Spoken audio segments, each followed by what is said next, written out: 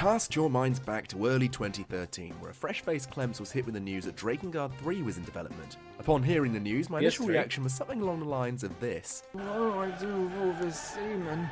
Why is there so much cum? Finally, I thought to myself, what the f is wrong with you, man? I wish I could replay ending Y. I know I did ending Y at one point. Let me find it. I watched it. Ah, yes. Everyone got ticked off at me. Still got my save file. Guess what? This will all feel so This girl reminds me of the girl on the fucking ship. Why? Oh god. Everything's the same. There's so many connections. Alright, ending Y. You got ending Y, Clemps. Come on, you can do it, Clemps. You got ending Y, Clemps. Give me ending Y, Clemps. Come on, Clemps. Give me ending Y. To a point I made in part 3. Yes. Part 3 and all that good shit. But Clemps, come on, ending Y. There's got to be ending Y. He talked about everything else, including this, which was a live reading that they did in character, which I have a copy of, which is fucking awesome. They talk about the YoRHa stage plays. Comes up with the idea of fabricating humanity's survival. Humans fled to the moon. But how would he prove this? By creating the Council of Humanity, using the base on the moon, establishing servers to send messages to the other androids. He cuts himself off mid-thought though, as this entire plan will be too risky. He decides to scrap the whole thing. This is where it happens. This is where the cycle of life and death begins and where a god is created. Number 2, awaiting an experiment, never receives the confirmation to commence. Confused, she heads back to the lab, only to notice that smoke has now filled the hallways. All of the regular lighting has been destroyed, leaving only the emergency red light on which illuminates the room. Can we actually watch this? He actually gives a very good synopsis of the plays. Since we can't actually find the stage plays, I think Clem's synopsis of the plays is the best thing we're gonna find. And of course, fucking Clem's comes in here.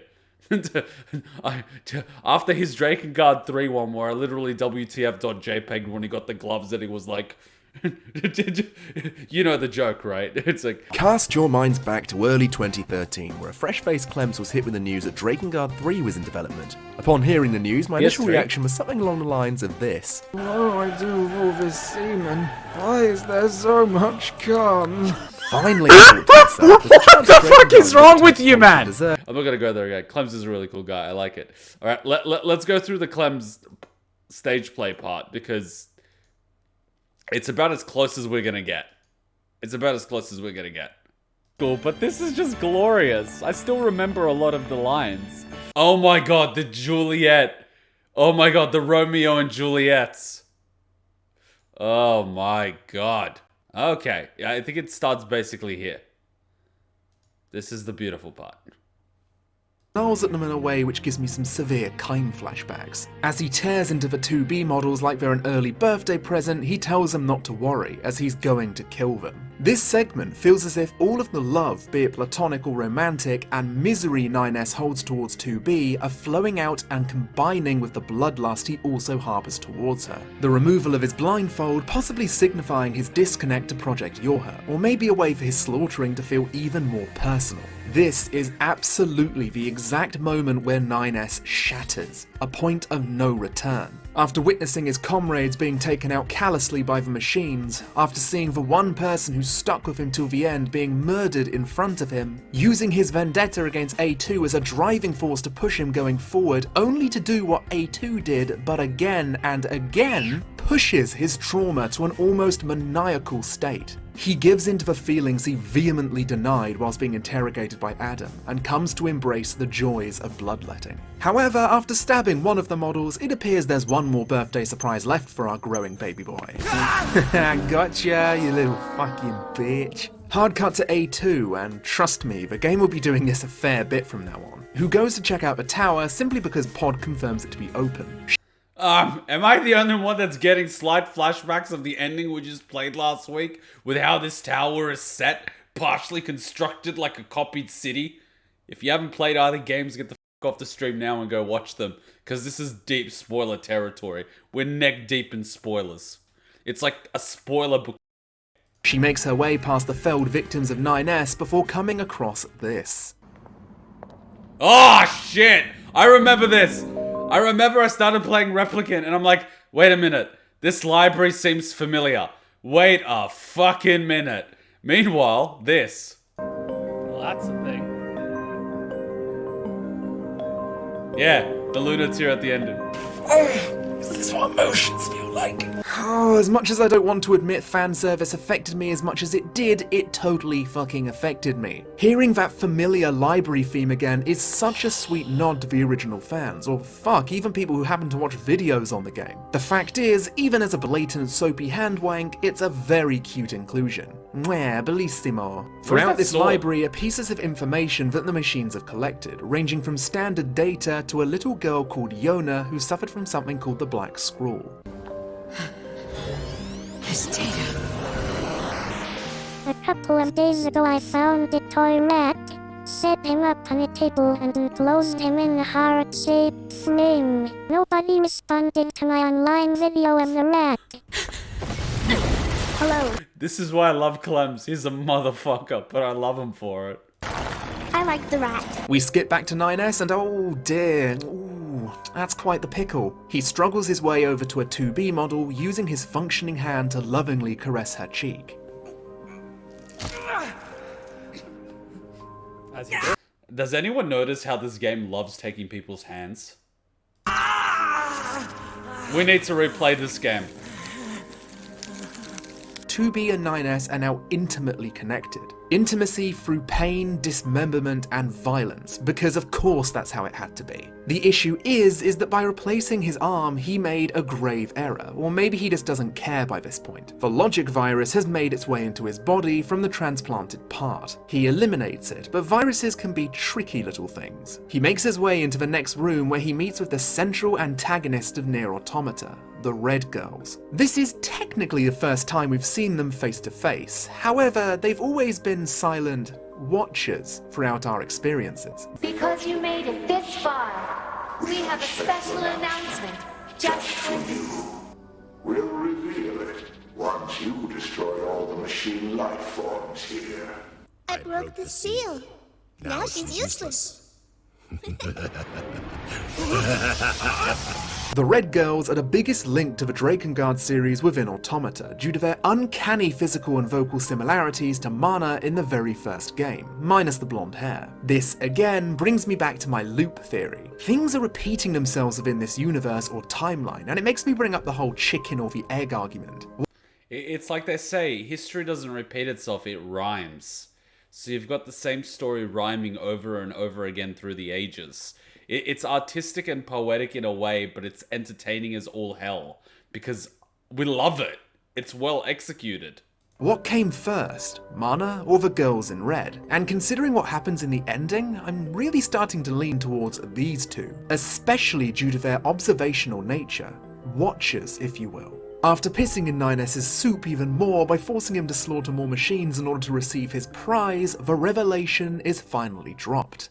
YoRHa models are expendable. This information is secret to the point where even the commander of the bunker couldn't access it when she was alive. Essentially, a virtual backdoor would open within the bunker and would intentionally allow the logic virus in. By sending the logic virus in through the back door, everything about the older models of Project YoRHa will have been destroyed, including any evidence that humans aren't alive on the moon. This means the updated combat data will be used to make even more efficient android models and to completely cement the idea that humanity is alive and well on the moon, due to the evidence being washed away. This particular theme of being discarded and thrown away like your last week's trash also crops up in another piece of Automata media that I promised I'd cover. But how can I transition into something that predates Automata itself? Oh no! What's this? It appears that Dark Clemps is here to send me back into the distant past. You rascal! You— This is why I fucking love the guy. He's fucking insane. You won't get away with your crimes that easily. What the fuck? Oh no! Oh. Who does this? What the fuck? What's this? Also, Dark Clemps fucking died. He's not coming back. So yes, I will be talking about the recently released YoRHa. Fuck! You know what? 2640. We're gonna put it 20. Oh shit! Fucking motherfucker! Oh my god! Oh my god! Oh fuck! Oh my god! Oh! It's you know what the beautiful part is? It's been long enough that I can't actually remember this. I can remember the core story, but the little tidbit and jokes, gone. I could rewatch the entire Clem's analysis of the Drakengard franchise, probably will, and still get shit out of it. The man is... I love the man. You know, like, he is just awesome. The shit that he makes is beautiful. He is also the reason why we actually played Fire Emblem Three Houses. I was like, Clems, I enjoyed Automata. Like, what would you recommend? He's like, watch the Fire Emblem Three Houses video. I'm like, it's hilarious. Is it as good as you make it out to be? He's like, God, yes! And I'm like, should I play it? Yes! And I'm like, okay, I'll play it. I'm like, oh my god, I love it! The memes are infinite! You know, it's such a good guy.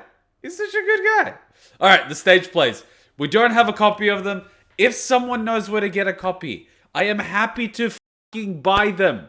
That is not the issue. The issue is I cannot locate a fucking copy because they were limited release, only available during the actual stage play, and it was at a time before Automata released and went ape crazy in the West. So it was when NieR was out, but it wasn't when it went ape. So it wasn't that mainstream yet. So if someone has a copy, I will pay you for a copy. I will pay you for a digital copy of your copy. I don't care. Just, I need a copy. Boys stage play. I was never really expecting this series to go on for as long as it did, and wouldn't you know it, it's out now, so may as well. What exactly is this stage play? I've talked about the previous one and its relation to A2, but this one really did seem to come out of nowhere. First and foremost, I need to say that this summary will be brief. In quotation marks going out the door. It definitely doesn't have enough content within it to constitute a separate video, and honestly, I want all of you to know at least the very basics of all of the Automata stage plays. After watching it, I can say this. They have a much bigger budget than they did before, having a much wider space to perform and unleash their on-point choreography. Costumes have been updated so they now match the aesthetic of the game, and not like something that costs a cheeky tenner from the local charity shops. And unfortunately, if you've completed Automata, you won't be getting much in terms of answers. Rather, it adds a little more insight into the workings of Project YoRHa and its experiments to progress in its evolution. Don't go into this. See what I see? I see subtitles. I see someone videotaping this, and I can tell you that they would have videotaped it because I was at NIDA throughout high school when we're doing plays and Shakespeare and all that, and they always videotape this shit. And I see subtitles that look semi-official, which means someone out there has a DVD copy with subtitles. I will pay for it. I just want to fucking watch it. And don't tell me that bullshit that, oh, you're protecting Yoko, Taro, and NieR Automata like some people do in the community. Because you're not. Because I follow Yoko Taro. He follows me. He knows that I'm looking for a copy. Yoko Taro, give me a copy, you bastard. I know you have one. I'm not hurting the company by wanting to get my hands on a stage play that was produced before the series went mainstream. I'm supporting it. I'm fanning the flames of its inevitable inferno. Just give me a copy. Doesn't have enough content within it to constitute a separate video, and honestly, I want all of you to know at least the very basics of all of the Automata stage plays. After watching it, I can say this. They have a much bigger budget than they did before, having Look, a it much even has wider different space colored to text for perform and different unleash people. their on-point choreography. Costumes have been updated so they now match the aesthetic of the game, and not like something that costs a cheeky tenner from the local charity shops. And unfortunately, if you've completed Automata, you won't be getting much in terms of answers. Rather, it adds a little more insight into the workings of Project YoRHa and its experiments to progress in its evolution. Don't go into this expecting an explanation about the logic virus or what cap into Angelus's body, it's simply a spin-off story contained within the Automata timeline. What do I mean by this? Well, there's no better place to start than right at the beginning. Oh, by the way, I'm just going to read. Devil and Popola are androids that worked on Project Gestalt. You should have realized since you played Automata first. I did realize. What I still don't have an answer to is why Devila and Popola make reference to her bleeding, but there's no blood. That is the confusing part. Because that doesn't make any sense. Anyway, let's watch these guys go crazy. What a thrill. So, right off the bat, we're introduced to a handful of our main characters. Number 9, number 21, and number 22. Number 21 and 22 being twin models that always fight alongside each other. We start off strong with this innocent young soul, all free of frowns, and the grumpy wumpies being a little too fascinated with the birds he can hear, leading to them getting a teensy bit distracted and getting smacked in the face of an EMP bomb.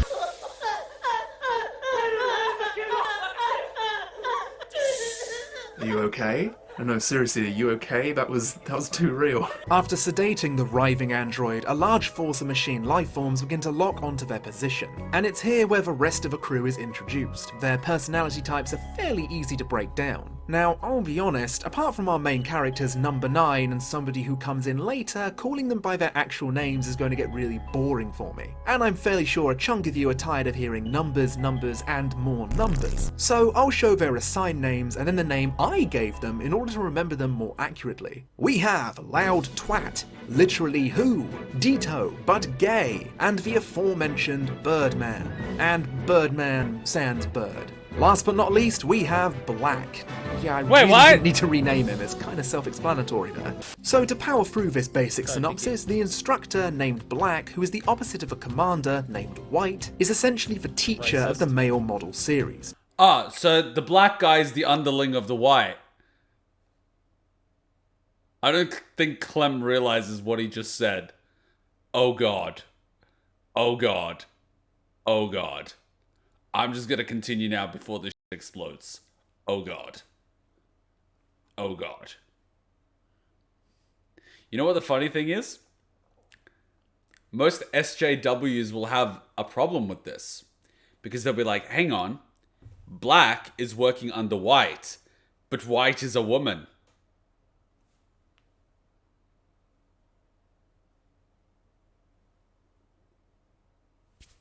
Shit. This is what happens when you start putting different value in people based on attributes rather than personality. You'll get confused. Error 404, logic not found. Teaching them combat training and assumedly other necessary functions. Roxas, what'd you do with Kyrie? A flashback tells us that apart from Loud Twat and literally who, the other members of the unit were introduced later. The most important one being number 9, a healer model whose main usage is to back up the other model's memory data. When they aren't bonding in the school-like environment, they're sent out to take care of machine life forms, usually dying in the process. Getting backed up by number 9 and proceeding to lose a week or sometimes up to a month's worth of memories. We think they're equal in rank. Blank just commands the male models while the White commands the female models. A healer in NieR? Healer is relative. He's just backing up their data similar to scanners. You know how 2B keeps backing, 9S keeps backing up the data? So when they go Allah Akbar, they just respawn at the little pod thing? That's basically all he does. Healing. He's not actually healing. He's just saving data. Think of him as Mei-Ling. Like a pocket Mei-Ling. That's why 9S keeps talking, because he's Mei-Ling. Holy shit, can't believe I never realized this. 9S is Mei-Ling. Son of a bitch. No wonder he's filled with useful little tidbits of trivia. This, combined with the usual Automata messages we're used to thanks to the game itself and the other stage play, is the main conflict our heroes have to fight through. I love how they're like, thanks to the fact that we've played ending A and B and watched the first stage play. And I'm like, excuse me? Excuse me? Yoko Taro, release NieR Automata, director's cut, with the stage plays in it. I'll buy it. The concept of losing, let's say, 3 months of memories is the equivalent of losing an entirely different person than the memories they go back to. What lessons have they forgotten? You know how much money Square Enix would make?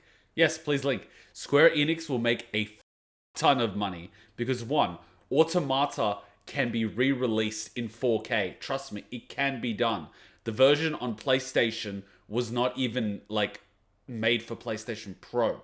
So the best version that came out on disc isn't even using the full capacity of the PlayStation 4 Pro. If they were to re-release it with native 4K 60 FPS for PlayStation 5 spec, the amount of polygons in 2B's ass would just like go through the roof. And trust me, after Replicant, people would pay for it. If they actually bundled it, NieR Replicant, NieR Automata, PlayStation 5 edition, export them raw to just PlayStation 5, people will pay the full price tag. They fucking would. And then just let people that have Replicant, you know, do a digital upgrade if they want by digitally buying NieR Automata PlayStation 5 edition for like $20. They'll do it. Or people like me will just buy the disc all over again because we want the company to have money and actually make more NieR content. They would make a ton. I don't know who's working at Square Enix marketing. I don't really care. But if there's something they should do, it's that. People will buy it. And it would be quality. And then people would replay Automata after playing Replicant, which many of us want to do anyway. Get that re-experience and effectively fan the flames of the series, right? And then just at the end of both games, just re-export the cutscene of introducing Zero from Drakengard 3, where she just jumps around slaughtering people. You know the really high definition one? Export that raw. You don't have to redo anything. Just export it raw. With the editing images that you did in the CGI back in the day. Export it raw. The highest tier you can. And just stick that on the end of that game. And people are going to be like, who the fuck is this chick? She's giving me 2B, A2, Kaine vibes sort of thing. They'll start researching and be like, Drakengard? What is a Drakengard? Next thing you know, you're going to have half the gaming community, which pitchforks and flames, going, Drakengard, Drakengard, Drakengard. And guess what? Square Enix is then going to be, guess what, Yoko Taro? You're remaking Drakengard. And then he'll be like, oh no, who could have foreseen this happening? That is literally the best thing you could do. You know what? I'm going to clip this and send it to Yoko Taro. Yoko Taro, I know you don't like to wake up in the mornings. Do this. When COVID is done, take your marketing or your manager or whoever from Square Enix, get him drunk and pitch him this idea that will make a fuck ton of money. I am telling you now, people in the West, like myself, will rebuy it for PlayStation 5 edition. I only have the OG NieR Automata. A lot of people might have Game of the Year edition or Game of YoRHa edition. They would also rebuy it. That's an instant platinum. Again. Do it. Do it. What experiences are now dead to the void of time. This is something which I felt added to the world of Automata instead of bloating it, like a chunk of these stage plays tend to do in my opinion. Within the game, we know that 9S has his memories wiped every time he's killed, but we never get to properly see him lament the memories he left behind. This stage play dedicates a nice chunk of time towards this, so it actually gave flesh to the bones of that original idea, which I thought was a nice touch. And combining the words of touch and bone together for a very lazy segue is of course the other thing that the stage play adds to the Drake and NieR universe, that I thought was, dare I say, lacking in. What the hell are you doing? My thoughts exactly. Oh, This game is very good. Along the way, they come across 3 resistance camp members named Sorry, Cactus, Lotus, and Phlox. Damn it! And there's a pretty good moment where these 3 androids realise that the unit they're speaking to are upgraded models. Lotus seeming intensely fascinated with them, resulting in many comedic moments where you can virtually hear a pin drop in the audience.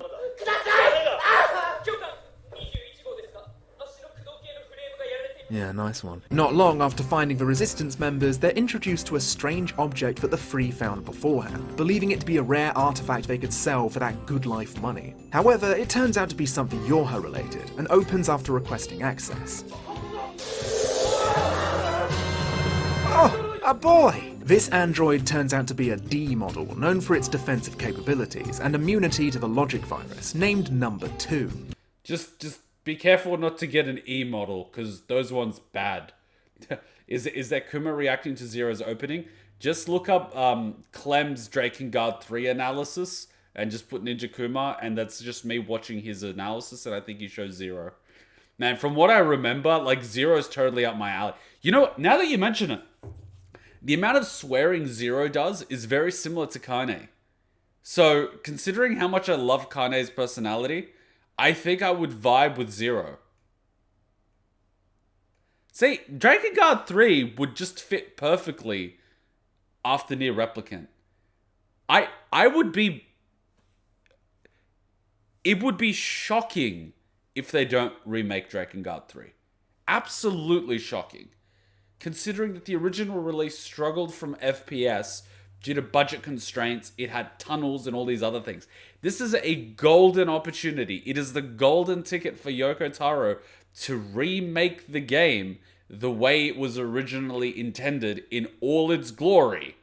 In native 4K 60 FPS with a possible 8K. Because that's just over the horizon. Square Enix would be nuts not to approve the project. Nuts. Being a latecomer to the male YoRHa squad. Number 2 and Number 9 form a strong bond throughout the course of the play, something which causes Number 2 to be overcome with powerful guilt due to not being a defensive model at all. And they could even make it cheaper by getting the same team that's working on Final Fantasy VII Part 2 and 3, you know, with the combat engine, and repurposing the same combat engine for Drakengard 3 remake. Repurpose the engine. Because the hack and slash in Final Fantasy, you know, for Melee, is, pretty slick. Pretty nice. Almost like you could adapt it for Drakengard 3. Just saying. You could save yourself $1 million in development costs right there. I mean, what would I know about corporate and saving money? Yes, please, put it in Discord. You know what? I need to contact Square Enix. I am literally going to contact the representative of Square Enix that's been giving me free Square Enix games and be like, hey, dude, I know this is probably crazy, but could you forward a message to your marketing department? I'll get an idea that's going to make you guys a fuck ton of money. Trust me, I work in marketing for another corporate company. But an executioner, a model that was created with the sole purpose of killing YoRHa troops, to cease rebellions, and to wipe out information that could prove a threat, sent by command to destroy every single member of this class. As shit starts to hit the fan royally for the group, they hijack an aircraft in order to escape from a large number of machine life forms. The Free Resistance camp members just hang around for the ride, I guess. At some point in their journey, Number 9 is all... allowing Number 2 to give him a lethal poke in the bum-bum. However, a whole bunch of shenanigans in the other section of the craft stops him at the last minute. Dito but gay and loud twat are staging a coup d'etat, being led by Birdman sans Bird. Their reasoning for doing so is fairly understandable. Command are kind of a bunch of pricks and will send the male squad out to die and repeat again and again, the data from them being used towards making stronger models. And that isn't seen as particularly fair. The instructor apparently sent multiple messages to Command asking them to be more lenient on the boys, but it always fell on deaf ears. After stating they're heading towards the Kingdom of Night, a blind spot for Command due to being on the dark side of the planet, they decide to kidnap Number 9 due to his memory backup skill. Oh fuck, he smells good. And Birdman sans Bird decides to out Number 2 as being an executioner to really get this coup off to a gloriously bloody start. The ship crash lands nowhere near the Kingdom of Night, separating the group into smaller chunks, and instead we're introduced to something a lot of us are now very familiar with. I am, of course, talking about the logic virus.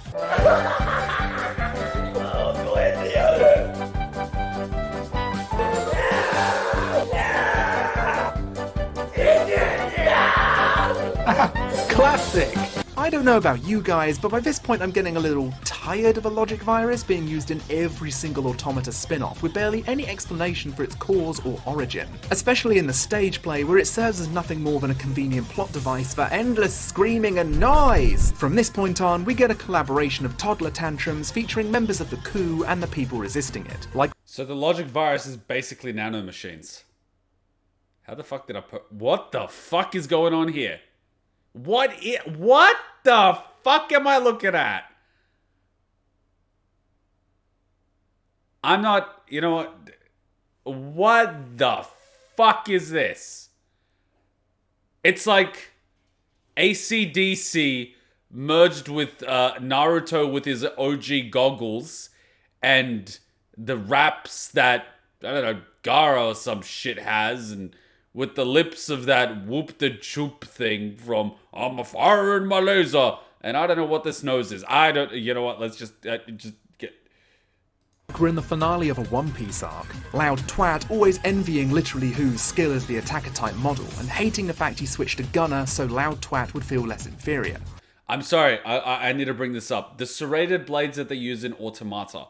The Aztecs used serrated blades, but it's not because of what you think. They used serrated blades so they could literally carve through the flesh of people a lot easier because they struggled to make those thin, sharp, tempered steel blades that katanas had and some European nations had. So they relied on the natural stones to create the jagged, serrated blades which they used so well. Excellent work for the Aztecs. The reason why that style wasn't so widely adopted beyond a bread knife, apart from cutting vegetables very well and cutting bread very well and other hard things with jagged surfaces and whatnot, if a sword went against a serrated blade, if both are made of the same material, the person with the serrated blade would be, I would say, kind of disadvantaged, because if the two blades were to strike, the serrated blade hole would catch the sword, at which point whoever's better at maneuvering would win. Typically, the guy with the thinner sword, or the girl with the thinner sword, would actually be able to put it on one side or the other and reset their location and strike the other person. Whereas the person with the much larger, heavier, clunkier blade would be stuck and get cut. Which is why people didn't use serrated blades. The fact that these guys are running around using serrated blades, while appearing fan servicey and makes total sense, isn't a very effective thing. Yeah, serrated blades, not that good. They look intimidating as fuck, but a little bit like a chainsaw. If you know how to counter it, it is completely useless. You know, chainsaws are all well and good when they're cutting through wood and occasionally flesh in movies, but if you have another sword and you strike the chains of a chainsaw, guess what gets fucked? The chain in the chainsaw. And the thing just becomes a heavy chain blade thing with no weight on the edge that you gotta try to beat someone to death with. Yeah. So next time you're being chased by a chainsaw man in Texas, try fighting him. Kaide knew how to use them. Yeah, that's why she had two. She'd catch a person on one blade and cut them with the other one. That makes sense. But if you're using a single one, you're at a severe disadvantage. I really doubt Yoko Taro went for efficiency here. I know 20% of the budget went towards ass, and I can respect that. At the same time, look, weapons are my thing, all right? Weapons are my thing. Just, they're my thing. The logic virus does indeed increase the power of Loud Twat, but literally Who decides to take the inhibitor rings off his arms and unleashes his 10 times folded beauty of a blade, taking down and killing him in his place. Next up, we get Dito but Gay versus Black and the Resistance camp members. And at this point, I'm sure you're all wondering why the fuck I even gave him that nickname in the first place. Well, aside from his clear lust for any and all male genitalia, he is almost a carbon copy of a little rat boy himself from Drakengard 3. Even down to some of his mannerisms, like the way he holds his swords. He has a fondness for sadism and sometimes even murdering his own comrades just because he knows he can under the circumstances. The unhinged android begins gleefully slicing into Black, basically confirming to us that he's a man who gains great pleasure in inflicting pain. The resistance camp members attempt to put a stop to him, including their leader Cactus, who ends up getting the logic virus and taking down his friends and himself, in a Mr. Bean-like fashion. Oh, Teddy. And whilst this was later confirmed to be a ruse, I'll say that Cactus in general was a favourite of mine within this play, due to being a somewhat different character within Yoko Taro's work. A once well-respected leader who suffered a severe mental breakdown after a squadron of trainees were destroyed under his command, leading him to become incredibly cowardly, a remnant of a proud man his colleagues once knew. But despite that, there's still a charm to him as the comic relief, even proving himself to be an avid storyteller to the YoRHa boys, recounting his previous tales in combat in a performance-like fashion. Out of all of the characters within this stage play, Cactus had the most interesting backstory and was someone who had a fairly unique personality outside of rebellious youth and screaming. Back to the androids, it turns out that Black was only pretending to lose so he could use a body scan which he reformatted in order to send Dito's black box out of control, effectively killing him in the inevitable explosion. Last but not least, we have the merry adventures of Birdman, Number 9, and a virus-infected Birdman sans Bird, who's apparently having a wonderful time. Hey!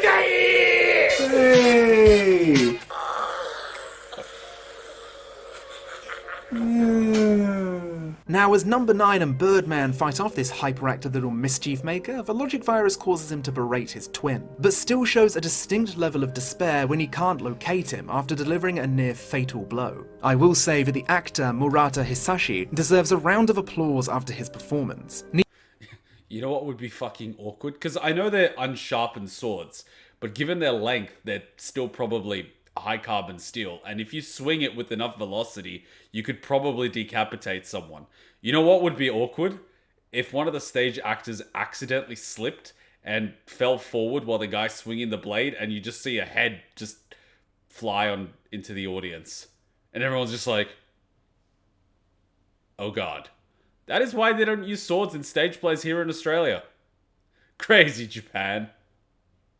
Needing to juggle the manic nature of the virus and switching to crippling sadness and anger on a dime whilst also smoothly remembering your placement and choreography cues are worth recognising. So let's not beat around the bush here. Number 2 appears with the intent of finishing off Birdman sans Bird and asks the Number 9 whether or not he'd kill him if he turned out to be an enemy. Number 9, predictably, being a delightful bowl of teeth-rotting sweetness, claims that he never ever would. Oh, my friend, my brother. And surprise, surprise, after killing Birdman sans Bird, Number 2 contracts the logic virus, much to Number 9's shock as he was still under the impression he was a defensive type model. Number 9 clumsily crawls his way to Number 2, all the while the infected android tells him how he felt like his soul could be saved by being with him, how he was happy Number 9 still considered him a friend despite his role of executioner. With a swift movement and asking Birdman to take care of Number 9, Number 2 takes his own life. The stage play ends with the revelation that the male squad were a test to see if male attack type androids could be a possibility, and whilst they're stronger than the female models, their inability to work harmoniously proved to be their inevitable downfall. Because of this, all future male YoRHa troops will be designated as scanners, explaining why we only ever see female YoRHa models in Automata for a majority of the playtime.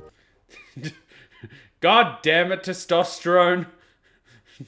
I'm sorry. I'm sorry. I just gotta call this up. They say I love how past Kuma pauses at the exact time future Kuma does. It goes to show that our wavelengths are still the same.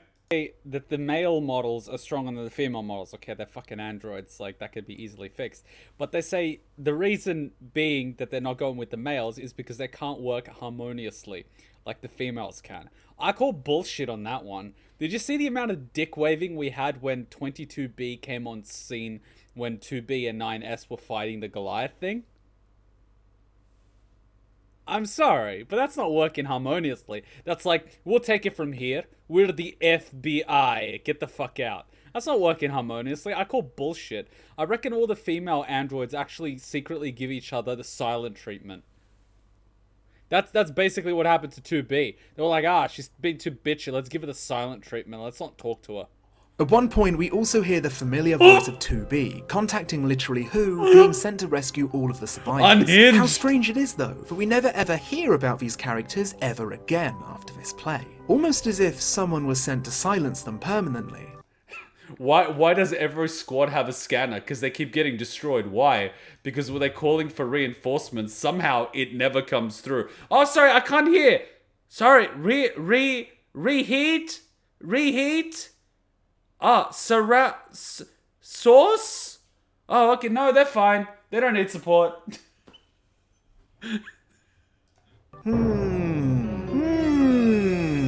Before the curtain call, we see number 2 speaking to number 9 through a recorded message, stating how despite the possibility of giving up his own life, he was never lonely. He also brings up the question about where an android's soul would be, a fairly interesting one due to the concept of living and dying as a cycle. What even is a soul to an android? He wants number 9 to delete his data that's stored within him, just in case they meet again in the future, a life without the memories of him murdering his friends. It would seem that Yoko Taro is definitely pushing the idea that the numbers 2 and 9 are always connected in some way, and their fates aren't always the ones we hope for. And so ends the YoRHa Boys stage play. And if anything is taken away from this, is how you should legitimately check it out if you have a strong interest in the world of Automata. Whilst it doesn't add much in terms of overall world building, the new character interactions and seeing a YoRHa squadron composed solely of male troops is a nice change for the palette. Matching the original stage play, the choreography is on point, and the acting overall is a lot more competent. A lot of it can be seen as overacting, but then again, when you're acting on stage, going ham is sometimes a given, and can be infinitely more fun for the audience. And due to their higher budget, they are able to accurately capture the aesthetic and mood of Automata to a very decent degree. Is this something you need to watch? Nah. As I said, it doesn't really add much unless you're invested in the universe. One thing it does add, and I'll just bring the point about overacting in stage plays, you don't have the advantage of camera angles, close-ups, and music in the background, so you have to sort of overcompensate by overacting in order to grab people's attention and create the mood, which is why stage plays are very different from TV shows and movies. But another thing that I noticed, which is very interesting, is that the android that was doing the executioning wants to lose the memory of executing his friends, almost as if doing that has made them unstable and they sort of want to flee that. Here's my thing. Remember NieR Replicant?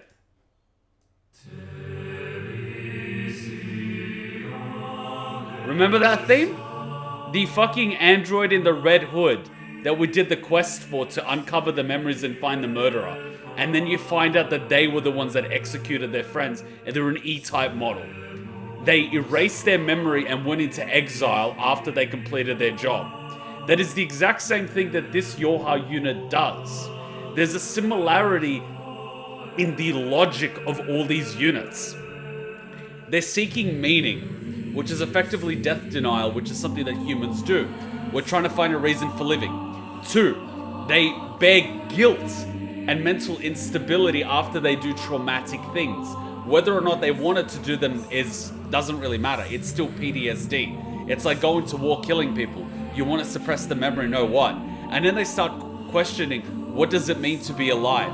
What is a soul? Where is a soul? You die, you're reborn, you die, you're reborn. How is that different from humans? The only difference is we've got one life, they've got a dozen. The psychology seems very similar. And then you begin to question, hang on, if the difference between us and them is simply the fact that we're flesh and they're machine, yet they're going through the same emotional trauma, logic processes, and seeking of meaning in their lives, what is it that makes us special? Because we interpret us having a soul because we're human, right? But the machines seem to be going through the same logical process and conclusion. And then you begin to question, do we even have a soul?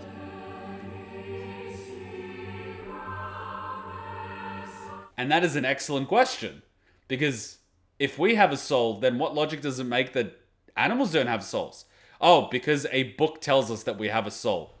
Really? Really? Isn't that convenient? Like, you know, humans partying on a moon or something. Well, enjoy that existential crisis, fellow human. Beep boop. So essentially, go check it out, but it won't keep me up at night if you skip it. If anything, maybe if you aren't the kind of person to go outside of movies or games to enjoy media, perhaps give it a shot, and broaden your overall horizons when it comes to entertainment. It's a joy to see something like this be given a decent budget and be performed to hundreds of adoring fans. It'd be nice to see something like this move to the West at some stage, but it'd also be nice to win the lottery. Some things are just impossible. Before I move on, I also need to give credit to the Twitter user @BeefBulgogi. The Beef bulgogi. Fuck. And just like that, I want bulgogi. What really ticks me off about a lot of these stage plays and a lot of things that happen in Akihabara, I was in Japan for a month. And before I came, like 2 weeks prior, Danganronpa announced that they were doing this thing in Akihabara. And I'm like, it is literally impossible for anyone to attend these things where they give you less than 2 weeks notice that it's happening. I would think that the stage play would give a little more notice. But in Akihabara, they have basically this space. It's located very near the main train station that is effectively like a pop-up thing for different things. So when a new game or something releases, typically the company hires out the space and they turn it into like a cafe or like a restaurant or a theme thing, right? And then, you know, they rent it out for a week or two, and then another company rents it out for a week or two, and they do whatever they want. The only problem is there's very little notice for these things, right? So like, even if you're close to Japan, often than not, you will have less than a week's notice that it's happening. What kind of marketing is that? And the expectation is like, well, if you're a real fan within Japan, you will take the bullet train to Akihabara. It's like, well, I would have booked my holiday 2 weeks earlier had I known that the Danganronpa one was there. But, you know, thank you, Spike Chunsoft, for, you know, letting people know 2 weeks before it starts. And it's only there for like a week. Yeah, they had it for V3. They literally had like a maze, an escape room, Danganronpa themed, with prizes. But guess what? Less than 2 weeks notice. 1 week only. I would have literally booked my holiday earlier to attend that. Nope. Nope. They even had like a Devil May Cry Cafe one when they announced Devil May Cry 5. Oh yeah, they don't give a fuck about tourists. Yeah, they had a Devil May Cry 5 cafe. I ended up tracking it down because, like, you know, Devil May Cry 5. And I found out that it was literally just a theme on a menu of an existing cafe. And it was just like a drink for every character. And I'm like, is that it? And I sort of like checked it out. There was like no one there. And it's like a Dante drink, which was just basically like a drink with red syrup. And a Virgil drink, which was like a drink with blue syrup. And I'm like, I will murder you. I will murder you all. And they're like, this is a Mundus drink. I'm like, get the fuck out of here. Like, are you joking? Because I spent an hour trying to track down this place. It was almost impossible to track it down. It was literally an online post on like Facebook or something saying like, oh, we've got this, you know, thing to celebrate the release of Devil May Cry 5 theme in Akihabara. I struggled to find it, and it turned out to be some fucking lame-ass shit like that. So, you know, it's a 50-50. It's either incredibly awesome like the Danganronpa one was, with absolutely no notice and publicity, so, you know, most people would miss out. And that's where most people got those keychains and stuff. Those keychains were on sale during that week. You know, the ones that I went to the other store. I spent a week looking for keychains in Japan throughout Akihabara and stuff. Couldn't find them. Ended up finding them at like this store. I haven't even mailed them out yet. I'm a bad person. But I ended up finding them at a store in Osaka that sells like vintage collectibles. They're mostly used. So people got all these keychains as prizes for going through the Danganronpa escape room. Depending on how far you make it through the escape room, the bigger the prize, right? So most of these prizes were like fucking free. And then they just off-sell them and stuff. And I was so disappointed. God damn it, Spike Chunsoft. But the person that was in charge of marketing for Spike Chunsoft at that time during V3 literally left the company. They literally did not answer anyone's emails. They were just on autopilot. And then they joined another company. I'm like, oh, that explains a lot. Have fun tanking that company. The video I'm using right now was all translated by them, and without them, I wouldn't have been able to cover this entire topic. Oh yeah, there's a game I still need to cover. Let's get back to that, shall we? After Yeah, I'm 9S, sorry, back to Well, this. the one thing they can do, and this is something I've noticed about Yoko Taro's Damn it, Kuma. non-game releases, there's no Western copy. The original stage play 1.0, NieR 1.0, there's no subtitles.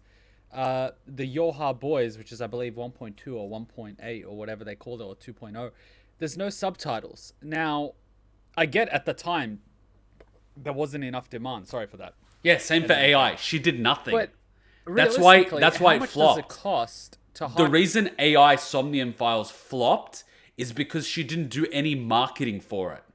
She did none.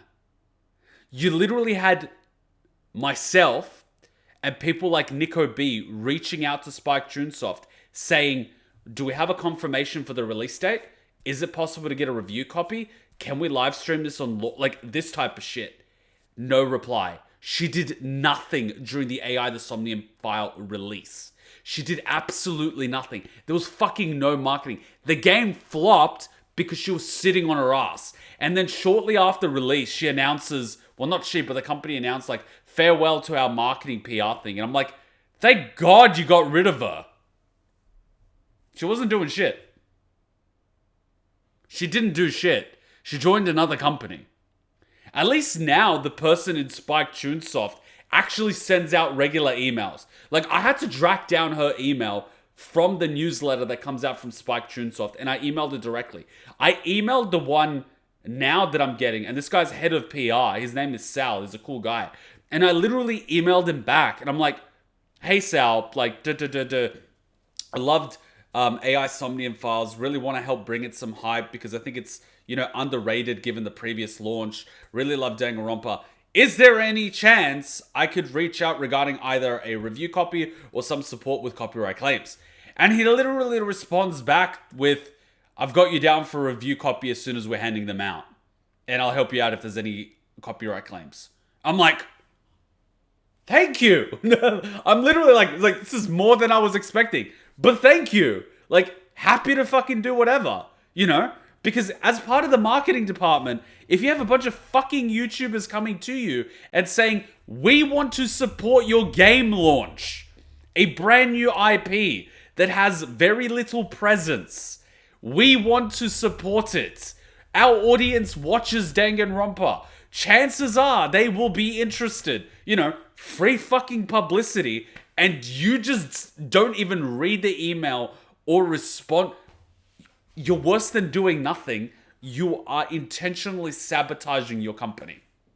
You should not be in the industry at all. Actually, I should track down what her name is and clip this on LinkedIn with this video to let them know not to hire her. Literally fucking tank her career.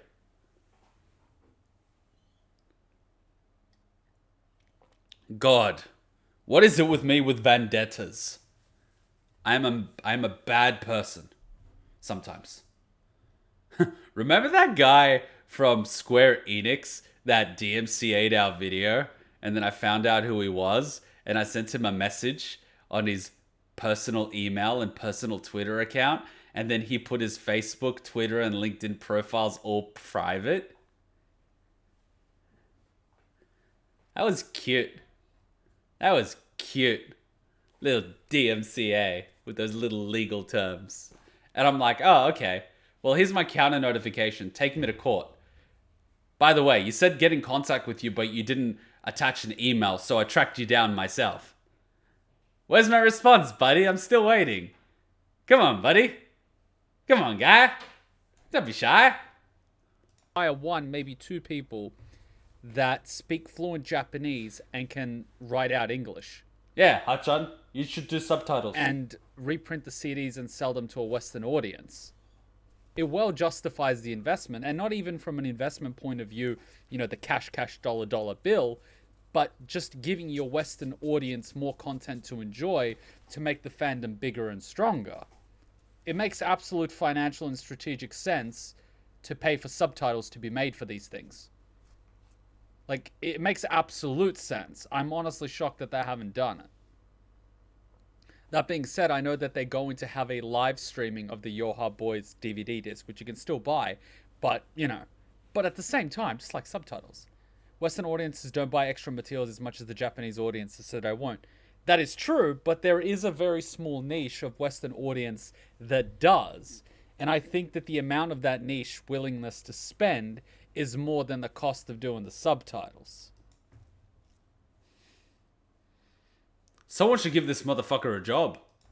So I think it's justified. I think the shift in culture in Western releases is changing because people in Western releases are more and more now willing to buy extra content. Because now we have a culture of expansions, of DLCs, and of spin-offs and other consoles. So I think it is definitely changing. While traditionally in Japan and other parts of Asia they would, and in the West they wouldn't, I think the culture in the West is slowly changing. And people that are actually invested in a series are willing to. Same way Star Wars, when they were launching Star Wars The Old Republic, they released a novel called Deceived. And a lot of people read it, myself included. Of course. And just look what World of Warcraft is doing. There's like 2-3 novels for every expansion that's released. They have a novel prior to the expansion, which bridges between the ending of the previous expansion to before the cinematics to intro the new expansion. And then they've got a novel during the expansion, giving you the stories of the key players during the expansion, which is behind the quest lines. And then they have one afterwards. And people that are really invested in the series are actually reading them. And that gives you like a much deeper understanding of what's going on. And that's for the people that are really into the storylines. Whereas the people that are just in for the gameplay can just play the game without being burdened by all this crap. They can go through the quest lines and everything, and you get to see the world from the point of view of someone in the world. But if you want the deeper story and the interactions of what happens behind closed doors, you need to pick up the novel. And the great thing about these novels is that they hire legitimate writers. For example, the one that wrote the most recent one for the Sylvana storyline, I believe she was the one that wrote War Crimes. And prior to that, she pretty much was writing chapters here and there on characters, I believe almost like fan stories. And then they picked her up and commissioned her for like one short story. And they're like, holy shit, you did this really well. Come on board as a full-time author for the company. And then she just started writing entire novels for the company, which was just absolutely amazing. So it's one of those things. She wrote those while committing them. I think she was the author that said something about cis white males being like a detriment to society or something, which made me just go, ouch. Here I am sitting enjoying your story being told that I'm scum. Ouch. Guess I'm not buying a physical copy. Of course, that was written in English, but the point is there is a willingness. There's a lot of to that today. consume extra content. The culture's changing. Effectively tells the Red Girls to eat shit and die, he takes out a few YoRHa flight units and proceeds to use one to access the higher floors. His clear descent into madness is showcased by his complete disregard for the corpse that remains in the unit. An android whose compassion for his fellow YoRHa member was so strong he had reservations from killing a target wanted dead or alive. That person has been reduced to someone who would throw a body away like trash. In a world where God is effectively dead, is caring about another's life something many would uphold? Or would those few eventually give up and become as cold as the universe that cares nothing for them? Here's a question. If people believe that there is no God, how would they behave differently within society? Because a lot of people in society aren't behaving a certain way because they love God, but rather they are afraid of him and the consequences of their actions. If there were no consequences to your actions, what would society look like? I'd wager America. Something which needs wrapping up before we shimmy over to A2 are the Red Girls, and to a larger degree, the machines they rule over. In part 2, I brought up the fact that machines have treasures that they protect, something which they found. Whilst the network and by proxy, the Red Girls scoured through as much data as they could, they of course came across information on humanity, such as traits, personalities, emotions, etc. They also found the Moon server and the data that resided within, that being the DNA data of Gestalts. It's my belief that the discovery of this was the second spark, the first being BP's ascent from the mountain into another major step into machine evolution. Wait, so they have the genetic material from the replicants and Project Gestalt. That's no different to what the humans are doing now on the Mars lunar missions, where they're freezing eggs and sperm cells so they have enough genetic material to cultivate a society with enough, genetic, variety, that the inbreeding isn't going to cause mutations. Sorry, people from Alabama, but inbreeding bad. But you know why a reverse cowgirl is illegal in Alabama? Because you don't turn your back on family. Vinny Diesel.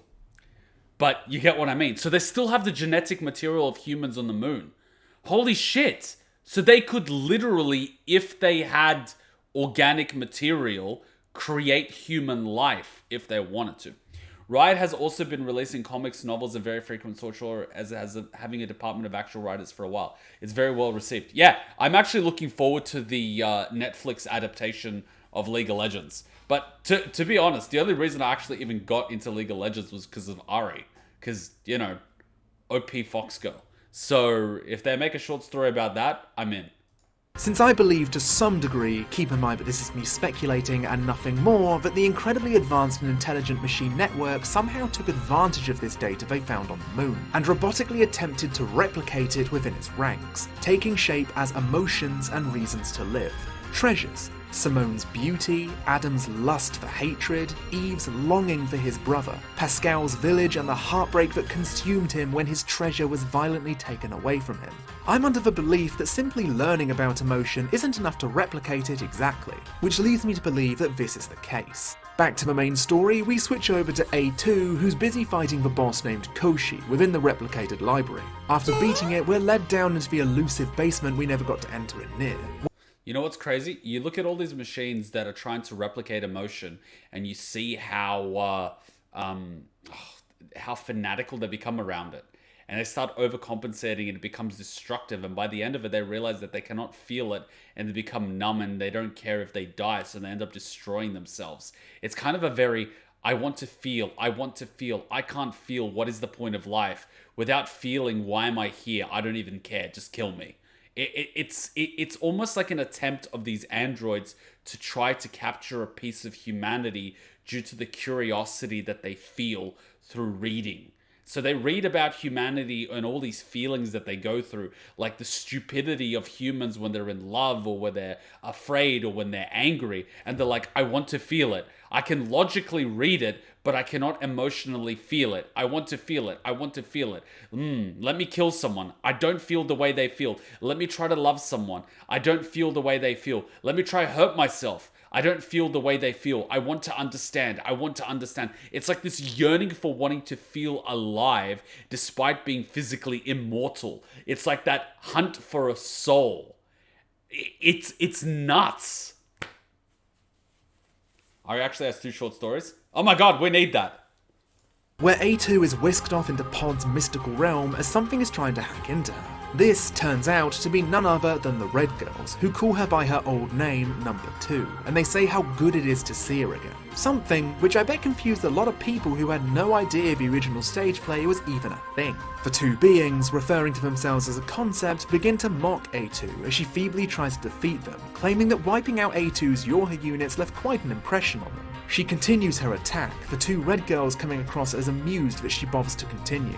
It's at this point where a familiar voice chimes in to offer us some much needed advice. Greetings and salutations to you, my queen. I can't help but notice you appear to be in a pickle.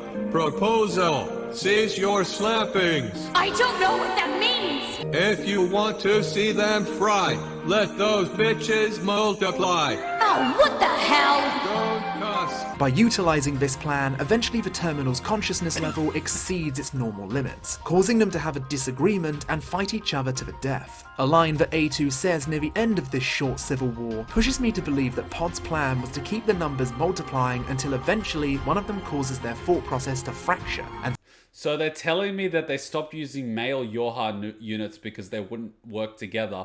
Meanwhile, these 2 girls in groups of more than 3 start arguing and destroying each other. split off into a disagreement. Again, something which is very much human. Get a group of 100 people in a room all discussing the right course of action, and at some stage a scuffle might break out. Apply this logic to an entity that has no problem eliminating a dent in its path to evolution, even if that very dent is itself. Well, get out of here, fly. You've just basically described the Balkans for the last 10,000 years. We waged war on literally everyone, and when we conquered basically most of Europe, we waged war on each other because we ran out of people to wage war with. And people wonder why we're so destructive. We're just good at one thing: waging war. Nothing else. That's the problem. With the Red Girls effectively defeated, A2 and NieR's now begin their final climb of the tower. This boss fight between the presumed defeated Koshi as the elevator gradually climbs its way to the climax of the game is masterfully done.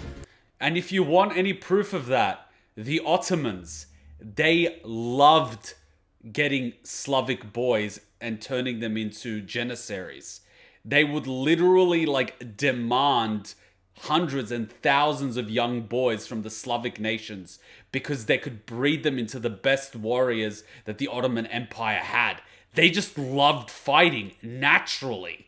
Naturally. It was so much easier to train them because at a certain age they would just develop a natural bloodlust. And then if you just take away the Slavic belief in Christianity and just turn them into killing machines, they literally had the best fighting force they could come up with. The Ottoman Empire was built on the spine of Slavic children. And then they complain about Vlad the Impaler. Vlad the Impaler is just another increment of Slavs. He's not even considered bad by, Slavic standards. I wonder we're going to see twin-like characters in occurrence in Yoko Taro games. Oh yeah, you get the whole yin and yang sort of thing. The OST, mixed with the fact that you're actively switching between A2 and NieR's, who's fighting a separate... Can I just point out that both Clemps and I were on level 59 when we did this? I don't know if this is his first playthrough or his second, but we're on level 59 when we were doing this. It's so beautiful. Why not I think 69? Clemps didn't have the experience chips. This might be his second playthrough. So we essentially, with the XP chips, doubled our level. Become his thoughts. Entity known as YoRHa, indicating that their paths are getting closer and closer, is a wonderful prelude for the fight that's to come. Eventually, when the two reach the top, they collide with one another, but not before taking out Koshi and YoRHa for good, who have now combined into a single entity. Boobies. Maybe this is intentional, but the combination of these two names could possibly be a pun for the Japanese word koroshi, meaning kill or killing. Very good! Once Koshi and YoRHa are defeated, it's not long before NieR's and A2 face each other at the beginning of the end. This is some Naruto This speech shit. here, where NieR's talks to A2 about Project YoRHa being a farce, how their meaning of life, humans, are actually extinct, it's happened before. It's looping.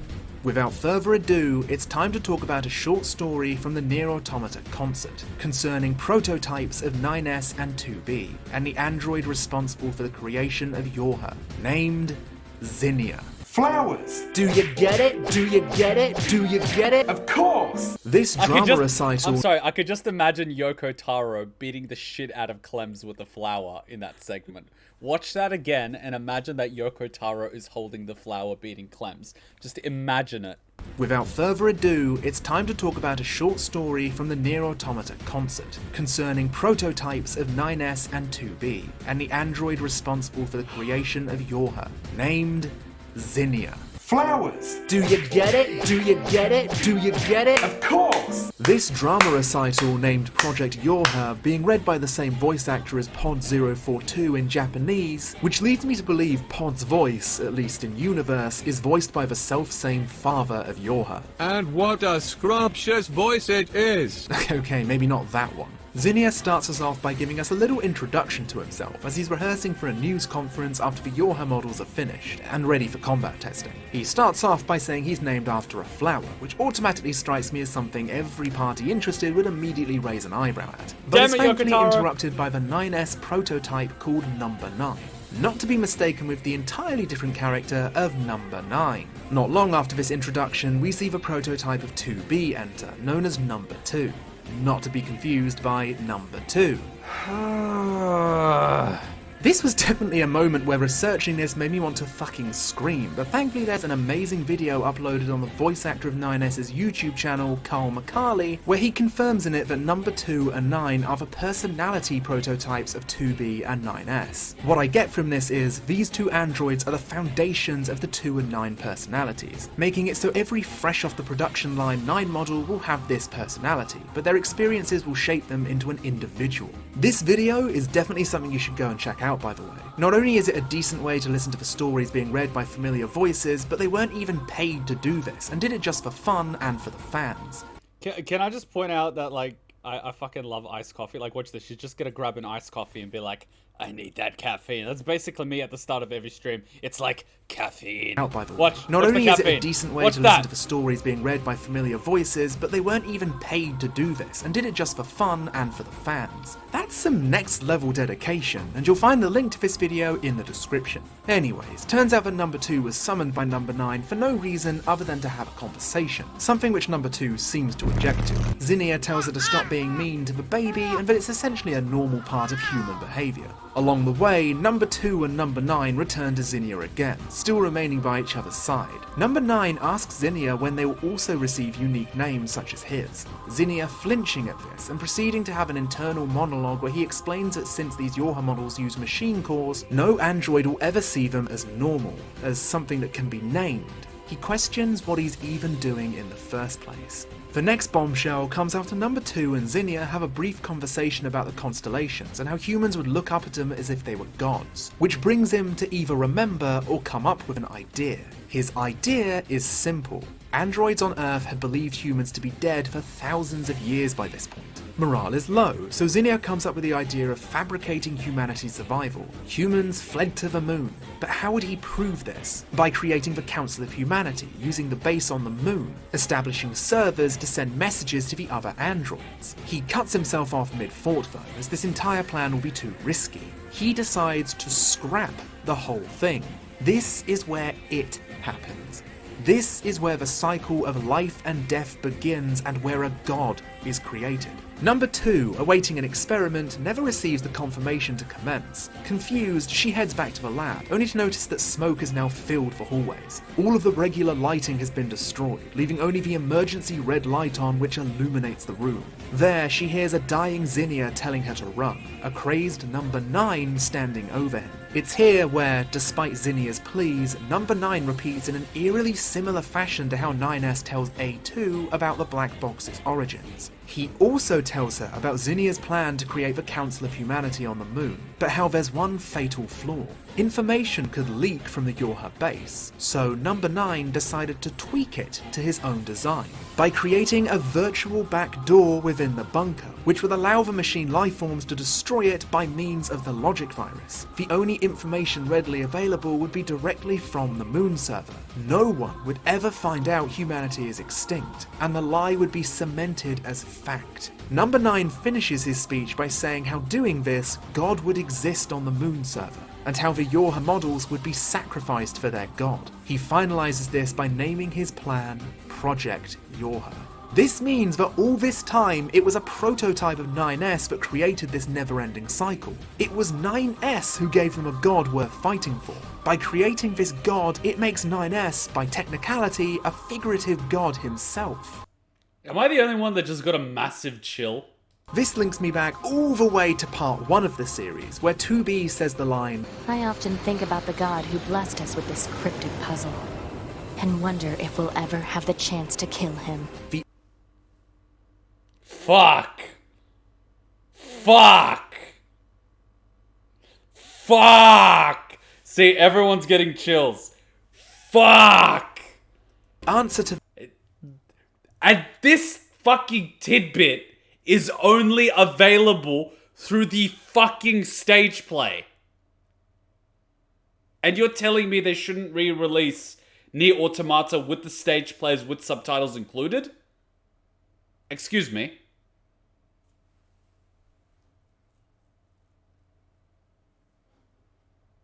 This adds so much weight to the story. That is yes. Again and again and again. You have no idea how happy I am to put a bow on that fucking theory. Another recital named A Repeating Prayer confirms this in my mind, as we hear 2B utter the same line from the beginning of Automata, leading straight into her slaughtering 9S before the events of Automata began. I'll get back to why 2B was killing 9S later. Number 2 impales Number 9, a smile still on his face. He states that the plan can't be stopped, as they will only be manufactured again. He asks her what the meaning of their birth is, and she replies by saying she doesn't know. There will only be tragedy in their futures, and they will never, ever be forgiven. How ironic that one of the defining... Wait, I need to listen to that again. I heard it, but I didn't absorb it. I need to hear that again. I need to hear that again. I got it this time, though. And wonder if we'll ever have the chance to kill him. The answer to that is yes. Again and again and again. You have no idea how happy I am to put a bow on that fucking theory. Another recital named A Repeating Prayer confirms this in my mind, as we hear 2B utter the same line from the beginning of Automata, leading straight into her slaughtering 9S before the events of Automata began. I'll get back to why 2B was killing 9S later. Number 2 impales Number 9, a smile still on his face. He states that the plan can't be stopped, as they will only be manufactured again. He asks her what the meaning of their birth is, and she replies by saying she doesn't know. There will only be tragedy in their futures, and they will never, ever be forgiven. How ironic that one of the defining reasons for 9S's insanity was, in the end, a descendant of his own personality. A2 decides it's at this point where she reveals the true identity of 2B. I love, I'm looking, new emoji, 14 out of 20 subscriptions. And we are now 120 out of 125 subscribers to get our, 10th emoji. We have till the end of the weekend to do it, but in 1 year, we've gone from 14 out of 20 to 120 out of 125. From streaming on YouTube, where we get fucked by copyright, to being partnered on Twitch and uploading in 4K. Boom, in a year. What a fucking crazy year it's been. When you put it that way, it's like, holy shit. Overload. We've been making incremental progress that it almost feels natural. When we look back, we're like, holy shit! Something which, if you've only been watching this video series, you'd have probably guessed by now due to all of the hints and of course the YoRHa boys character and Number 2. 2B, otherwise known as 2E, was assigned to remain by 9S's side until he started to get too curious and uncover the secrets behind Project YoRHa. How strange it is that the commander was the one who would confirm these curiosities. The aforementioned recital, A Repeating Prayer, fleshes out this particular element, giving us a decent look into 2B's complete and utter heartbreak over her situation due to her bonding with the unit she was ordered to kill repeatedly. Due to 9S's intense curiosity, he has always known about 2B's real model type, even if it was on a subconscious level. This revelation to 2B causes her to laugh, but it's a laugh devoid of all humour and any sense of joy. And speaking of humour and joy, well, let's just say Automata's version of the logic virus is much less laughable than the YoRHa boys. 9S now has the virus. He commands Pod 153 to cease all communications until either himself or A2 are dead. A2 has no choice but to destroy him. At this stage in the game, you're given two alternatives: side of A2 and get ending C, or 9S with ending D. We'll jump into this alphabetically and start with A2. After avoiding 9S's primary attacks and his attempts to hack into you, A2 successfully manages to disconnect the contaminated arm from him, and fucking bodies his pretty little bum, requesting that Pod hacks his way inside. This area is a labyrinth in its scale, meaning that we're not actually in the mind of 9S right now. A2 has hacked into the machine network and is trying to find 9S and repair his logic circuits. Pod 042 even comments on the fact that he can't permit her to do something so dangerous, which gets a chuckle out of A2 as she finally acknowledges him. We eventually find 9S in front of a large pillar of light where she gently strokes his cheek. The memories of 2B have perhaps completely set in, allowing her to genuinely care about this wreck of an android. She requests that Pod 042 carries 9S to safety and that she needs to stay behind to take care of something. As she approaches the large pillar of light, we hear childlike giggling emanating from it.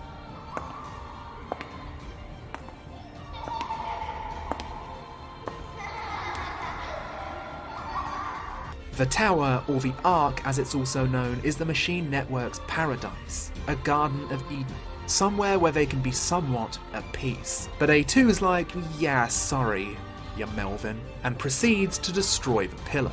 This, in turn, obliterates the machine network and the logic virus, essentially freeing 9S from his wretched fate. The tower crumbles. A2 comments on the fact that she never realised how beautiful the world was, before speaking to her fallen comrades, number 16, number 21, and number 4. I'm coming, everyone. I'm coming.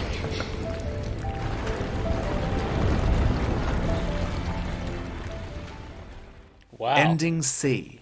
Meaningless code. The story from the terminal at the camp about that story of A2 still gives me chills remembering it. Imagine that. I don't think it would hit as hard if it was adapted as a movie or a cinematic, because you have to sort of feel it through the eyes of the character. And reading it really gives you the perspective and imagination of the scenario. And the elevator scene just fucks me. The elevator scene still fucks me. It's nuts. And in the end, it's like, it was all for nothing. And then A2 just fucking blows the circuit. Which gives a lot of depth to her character. Again, completely optional content within the game. But it's a bit like the stage plays. It's in the game, so it gives you depth to A2. But look at the depth to 9S through the stage plays. But of course, if that was in the terminal, it wouldn't make sense because, you know, then they would know about 9S. God fucking damn it! Up next is, of course, Scream Boy.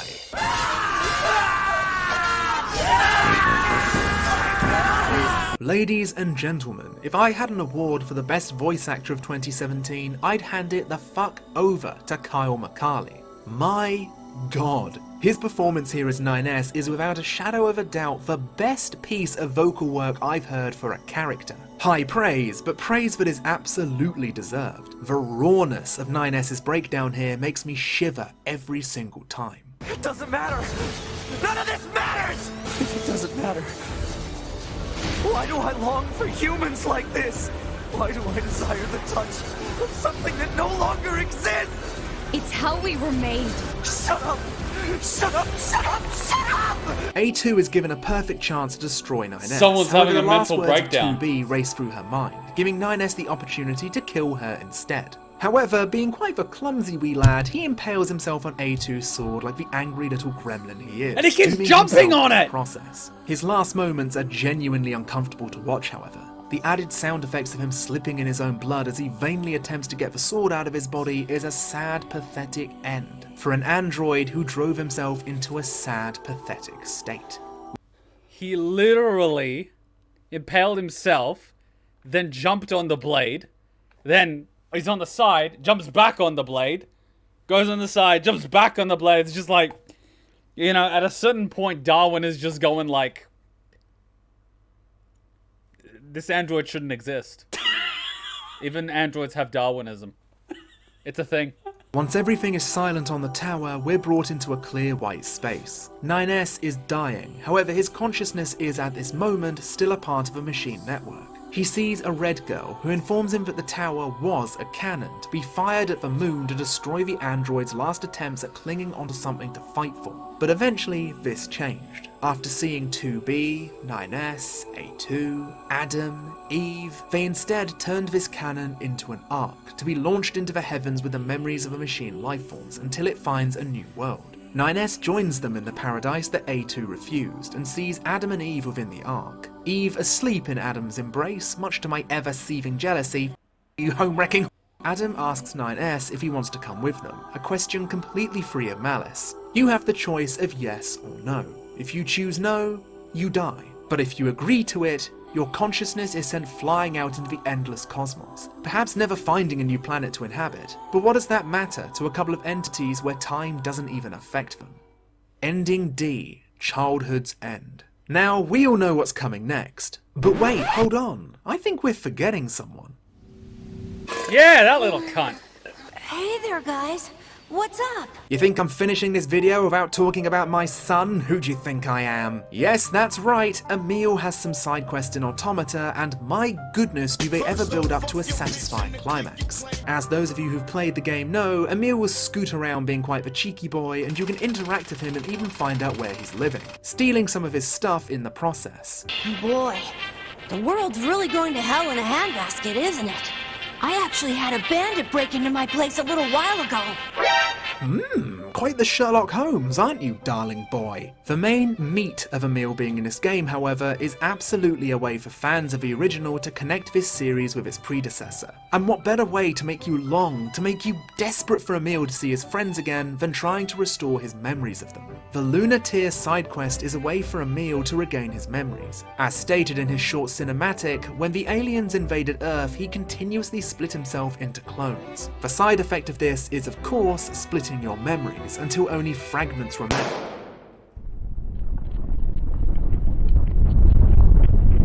Okay, wait, sorry. Okay, look.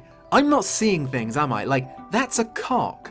Yeah? That is legitimately an alien penis tucked in a foreskin, right? What are you going for? Are the aliens literal seed dispensers sent to impregnate planets with their offspring? Or are you just being a big cheeky cunt? So, using the lunar tiers or simply... Only you would see a cock. Octopuses have Clemps. 8 legs, right? Wrong. They have 7 legs. One of those tentacles is a penis. He's not wrong. Yes. Every time you eat an octopus, you're eating a tentacle penis. Goddamn hentai. Think about that for a minute.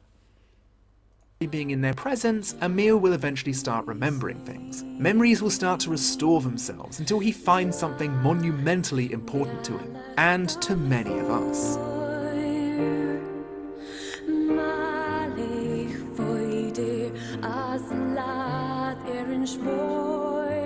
The original Emil liked this place a lot. He spent a lot of time here with people he loved.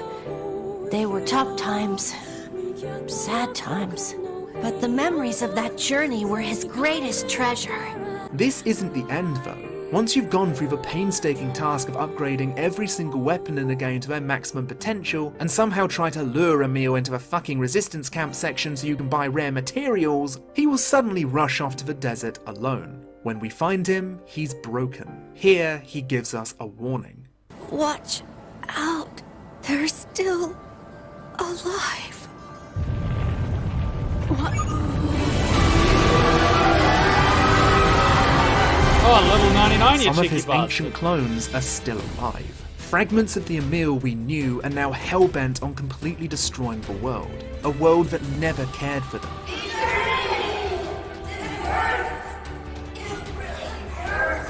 A world which wasn't worth defending.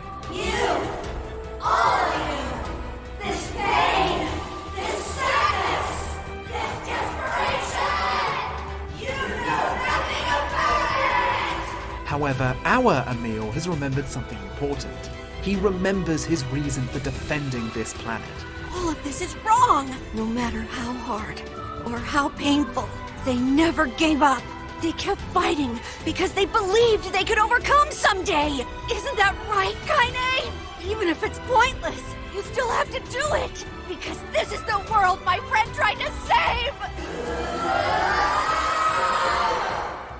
Can I just point out the whole even if it's pointless you still have to do it is actually in the opening cinematic trailer sequence at the start of the game, and I was always asking myself, when is that going to come up? When is that going to come up? And it was apparently Emil the whole time. Emil is beyond repair. He passes away seeing people who are special to him, and thanks to the short story, Emil's recollection, we know exactly who they are. I heard a voice calling out to me. It was neither 2B or 9S, but a voice that brought back memories. I lifted my face in surprise. Don't tell me. Through my hazy vision, I saw people smiling and waving at me. There's even a floating book. I got to meet them. I really did. The Lunar Tier granted my wish. Welcome home, Emil. You did good. I got up immediately and ran towards the ones I so longed to meet, calling out that name so dear to me, over and over again. Oof! Oh. Hey. There you are. I'm so glad. I got to see you all again. Oof! That hits so different. That hits in the fucking field. Well, that was certainly rather heavy. Shut the fuck up! However, my friends, I will the kill ride you. is not over just yet. Do you want to die? 042, our Do you want to mission die? oversee Project YoRHa was a success. Commence deletion of all personal data. You will actually love this. The pod that saves everyone in NieR Automata is voiced by DC Douglas. Fucking Noir is also voiced by DC Douglas. So both the book and the pod that wants to save everybody is voiced by the same voice actor. Nuts, eh? Also voices Delta in Zero Escape and Wesker in Resident Evil. Pod 042, what shenanigans have you got up your sleeve this time? Pod 153, in truth you lust for the sweet embrace of an android's butt cheek smothering your smooth metallic face. I truthfully cannot say I do. Okay, well maybe that's just me then. Commencing data salvage. I was about to be like, oh my god, poor Emil, salute, and then this motherfucker comes in out of nowhere. Hi, my name is Clemps. I saw that you were sad, so have some comedy instead. That voice needs to be a voice that goes into games. I don't care what Clemps does. He needs to use that voice in a fucking game. It needs to happen. That is just freaking hilarious. It is. No, but seriously, that was kind of sad with Emil. I'm glad I watched that NieR analysis. That made that so much more meaningful. But thing that strikes me back again, when they so the data tree in Route E has Weiss's data, so it wouldn't be impossible for it to have Noir's data. complete the Lunar tier, 2B says thank you. Emil gives 2B a 9S a Lunar tier, and it says it will grant you any wish, that you wish. And 2B says thank you. One thing that keeps hitting me is, what is 2B's wish? What was her wish? And my sort of interpretation of that would be to break that cycle of killing. Of life and death, of life and death. So the way I see it is, at the beginning, she wanted, to kill this god. And in the end, she's like, I don't even fucking care anymore. I just want it to end. That's the way I interpret it. But then again, being an anime game, it's always open to interpretation. By the way, this ending was fucking awesome. It's even better now. The game was fucking awesome. That Emil ending, if you've grinded all of the things, of course, throwaway at Route C, you grinded all of the things, you can defeat a level 99 endgame boss with a timer, you get the ribbon, you get the little bow on the fucking teddy bear that's like, this is the end to Emil's story. He dies, he gets to see his friends, similar to what happens to people when they die in Replicant. He died happy. The cycle is now complete, The story of Kaine and NieR and Weiss and Emil is complete. That is their arc. They're happy. They're together. And it's like, oh my god, that's so good. And then the follow-up to the ending in NieR Automata is that Pod 153 or 42 or whatever it was, saves them, saves their data, and puts them back together again. So they're alive. Are they going to wake up? Maybe, maybe not. But the thing is, there's an opportunity for them to live. Logic Virus is gone. Machines have stopped hunting them. They actually have an opportunity to live. Will they eventually die? Yeah, eventually their parts will break down, or they'll keep doing what the people in the village are doing and keep replacing their parts.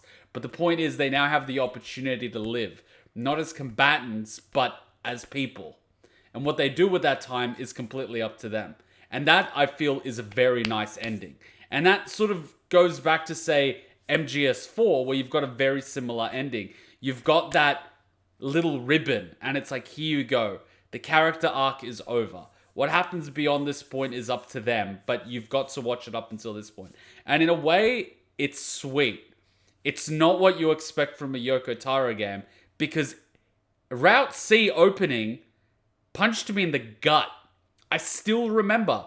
I played Route C for the next 2-3 weeks until I got Route D, C, and D. I was like, what the hell is going on? And until I saw pretty much the true ending of what happens, I just kept theory crafting different ways on how 2B could survive. One of them turned out to be accurate, that her data was stored on the network and she could be reconstructed from the various clones and body parts and replanted, and there you go, she's alive again. But the fact that I felt that gut punch in Route C goes to show how good Yoko Taro games are. The fact that I had to wait in between Route A and B to hit C only made it harder because I edited out Route A and B. I picked up all the little subtle things about the two girls, all the little subtle things, and so when I saw Route C, my whole world just came crashing down, and I was so hyped to play the ending. It's such a good game. And with the context of NieR Replicant, it's even better.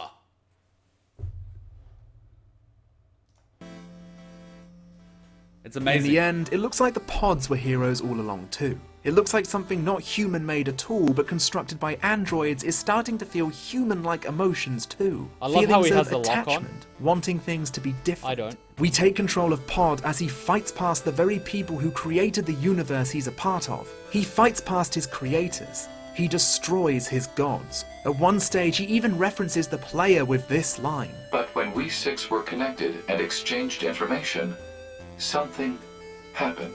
Note 6 of us. Pod 042, 153, 2B, 9S, A2, and U. This particular segment is up for debate, but for the tone of the scene and this entire ending being a massive punch to the fourth wall, it seems obvious to me who the 6th person is. He's doing all of this just so he can break this never-ending cycle of life and death. Even if it seems impossible, there's always someone out there willing to help. This ending brought me to tears. As a fan of this franchise, hearing all of the crew behind this game sing in unison as we try our best to get past them is so unique, it's so different. And this is why this man will always be my favourite director. In an industry that's stagnating under the weight of deadlines and corporations, we see a man who, despite everything, wants to make a game that makes people feel something. And look what happened like 2-3 years after that. One of the biggest companies released Cyberpunk 2077 early because of the pressures of stakeholders and shareholders, despite being a titan, and it literally got brought down to its knees. Then you had Naughty Dog, which was another titan from the 90s, literally brought to its knees by pushing an agenda that went against everything the company focused on. They stopped focusing on gameplay and storytelling and started focusing on social agendas. Two of the titans in the industry brought down to their knees. Activision Blizzard literally being brought down to its knees by shareholders in China that are pushing microtransactions over the story.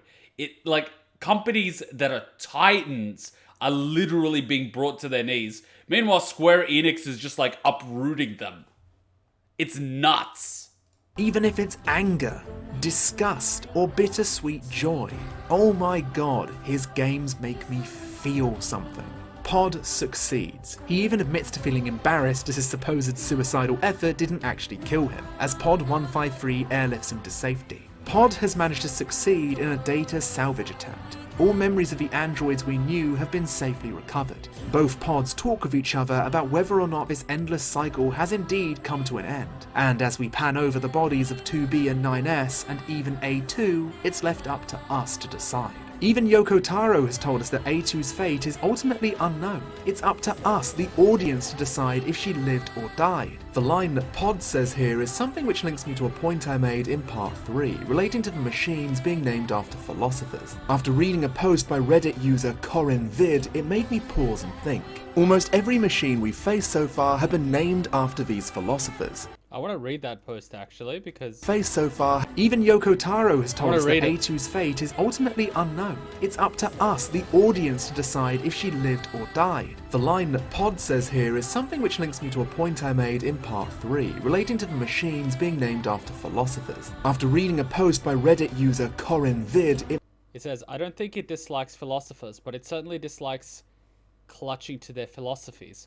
The game makes a point of showing how the machines that try and abide by the past philosophies and ideas of past humanity end up dead or otherwise. Nihilism especially doesn't get a good reputation in this game. Just look at how childishly even 9S are portrayed when they adopt it.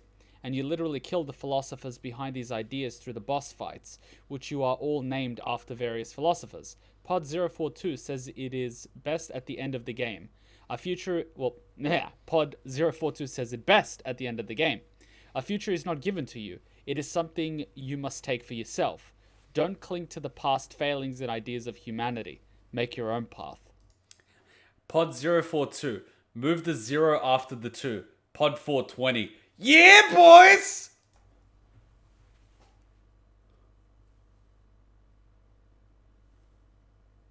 Holy shit.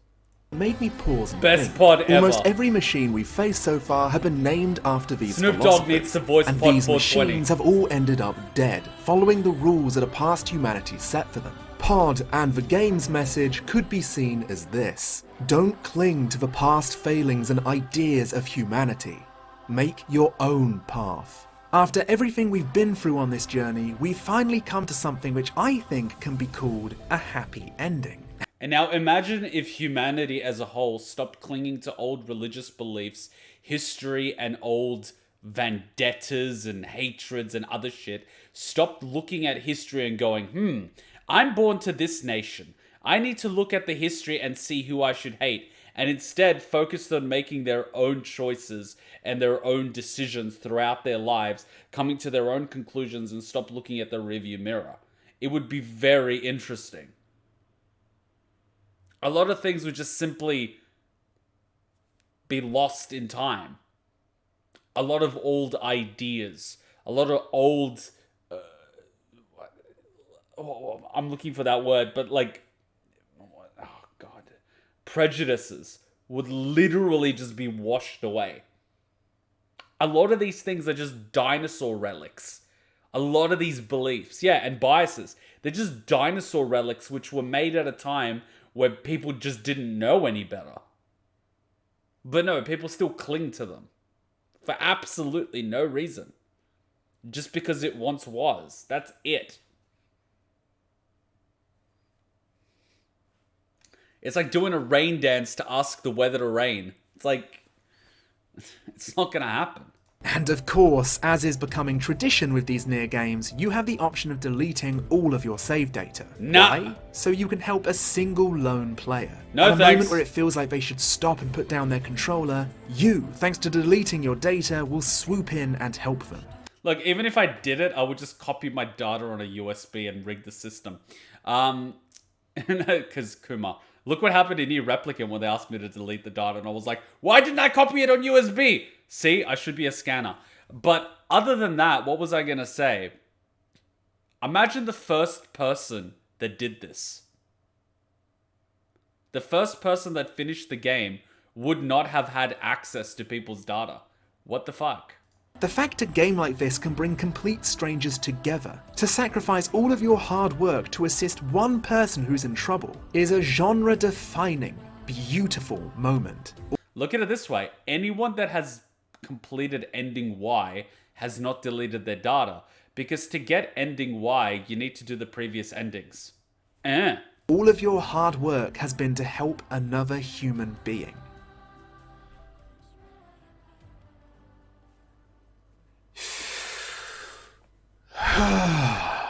In the wise words of Frodo Baggins, it's done. It's over. What am I doing? Kuma, what are you doing? Kuma, where are you going? Kuma!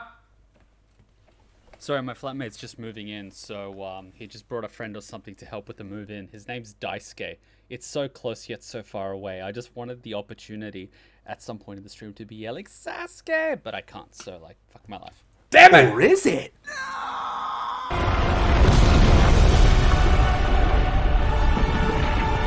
Because we can't have good things, there's actually an epilogue of Ending E, where we're told exactly what happens to 2B and 9S. What?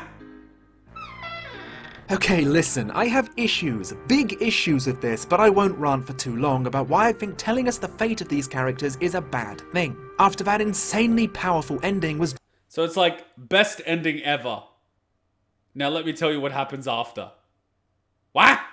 dropped on our heads. I would rather be left thinking for the rest of my life about the fate of these androids rather than have someone slip me a note under my door which reads JK. They're actually pretty good, to be honest. Why not just include this in the game itself? I know you love your side content. I love your side content, but I think the collective groan that was heard after people exhaled a satisfied breath only to find out you should have held your breath longer is evidence enough. Then there's the fact a large chunk of people deleted their save data in order to have absolute finality to the game. I feel doing this not only completely destroys the idea of leaving the player to think about their actions, but also removes the feeling of finality to the series. I really don't like the decision to do this, but who am I to say what's right and wrong within this? In fact, I remember when the script for this leaked online and the cheeky bastard decided to leave out the happy ending just to fuck with me, leading me to embarrass myself on my first... Excuse me? like the decision to do this, but who am I to say what's right and wrong within this? In fact,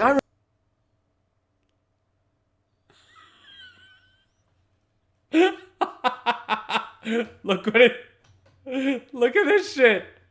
Fucking bad kitty blindfolds. Oh, Yoko, Taro. I remember when the script for this leaked online and the cheeky bastard decided to leave out the happy ending just to fuck with me, leading me to embarrass myself on my first appearance on the Super Best Friend cast. How much you want to bet Yoko Taro was the one that leaked it just to make hype? Mr. Clemps, if you make any mistakes on this here podcast, you can just go down to watch Mr. Clemps on YouTube and he'll have a video up eventually where he corrects all his mistakes. I really feel like you've got it in for me. I love you though. Don't ever leave me. You know what he should have done? Make little changes. You know, I think when they were filming, like... God damn it. Like, there's multiple movies where they were filming where they had multiple endings. So even the actors and actresses didn't know what actually happens.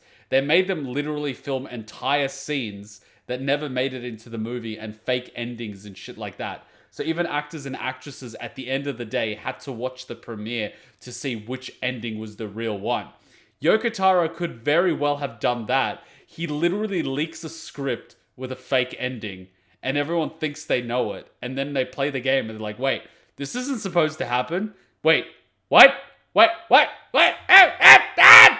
Like, it would just fuck with them, especially at the end, because they think, I'm gonna see what I've been planning to see, and then they realize they're not in control of this vehicle, and they never were. Yes, in the live concert, the Ending E epilogue does end both ways. Sadly and happily. I'll give you all the briefest of summaries, and if you want to read everything I've been talking about, I've left links in the description.